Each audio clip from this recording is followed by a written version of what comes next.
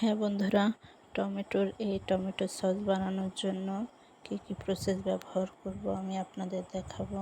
তো টমেটোটা ডিপ ফ্রিজে ছিল, দেখতে পাচ্ছেন উপরের খোসাটা উঠিয়ে ফেলেছি। আর টমেটোটা কেমন কুচকে গেছে। তো এর ভিতরে যেহেতু ডিপ ফ্রিজে ছিল অনেক পানি জমা থাকে, তো চেপে চেপে পানিগুলো অবশ্যই ফেলে দিবেন। আর এভাবে একটা জালিতে করে একটু বেশি সময় ধরে রেখে দিবেন, তাহলেই পানি নিষ্কাশন হয়ে যাবে।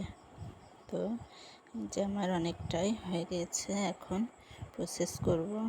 তো একটা কথা বলি, টমেটোর যে কালারটা জাল দেওয়ার পরে ফিকেসে হয়ে যায়, তো আমি কি করি সেই কালারটা ফিরিয়ে আনতে ফুড কালার বা জাফরান কালার ব্যবহার করি। এই যে এটা দেখতে পাচ্ছেন জাফরান কালার, সুন্দর একটা কালার আসে পারফেক্ট টমেটোর মতো।